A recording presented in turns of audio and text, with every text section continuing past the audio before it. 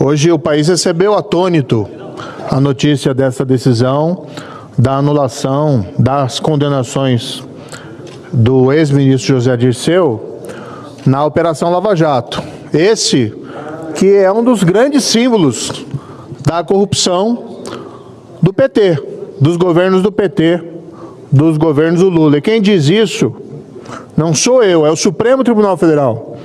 No caso do Mensalão, na Ação Penal 470, relator o corajoso, o ministro Joaquim Barbosa, deixou muito claro o papel de protagonista e de mentor do ex-ministro José Dirceu no direcionamento de pagamento de suborno para a compra de votos de parlamentares federais, naquele que então, até então era conhecido como o maior escândalo de corrupção do país.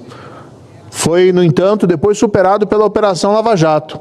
E eu retomo aqui dados da sentença que proferi, senador Girão, na época, sentença proferida em 2016, e o que dizia a sentença? Que em um contrato da Petrobras com a Engevix, cerca de 0,5% a 1% havia sido pago em suborno, o que dava um valor de mais de 50 milhões, sendo que cerca de 15 milhões direcionados em benefício do ministro José Dirceu.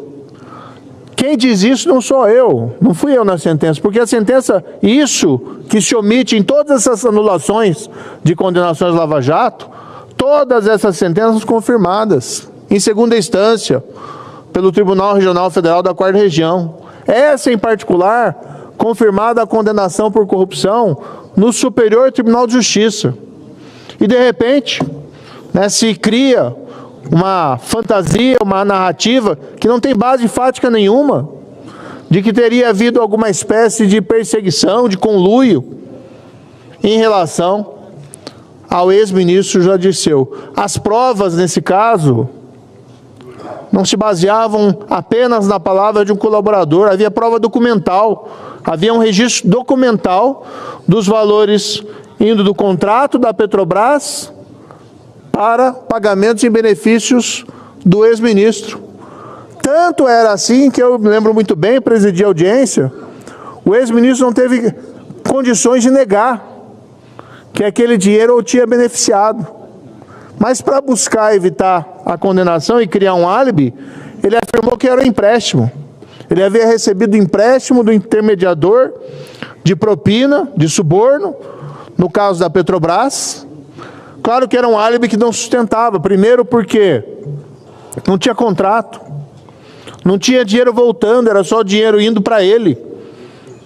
Não era nada declarado em nenhum lugar. E claro, também não correspondia à realidade dos fatos afirmado pelo intermediador de propina que fez o acordo de colaboração premiada.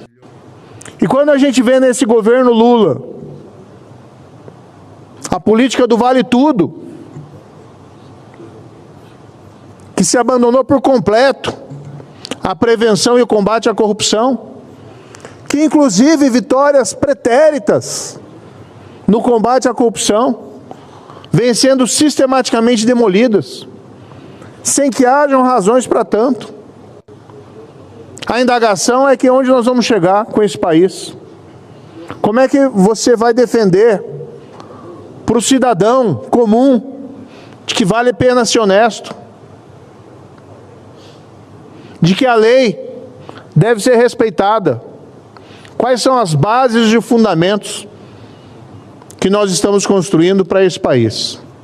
Repito, ainda, e eu nego isso, ainda que nas minhas condutas houvesse algum vício, alguma parcialidade em relação a esse caso, que jamais houve, são fatos objetivos, reconhecidos de uma sentença, fatos, provas e lei.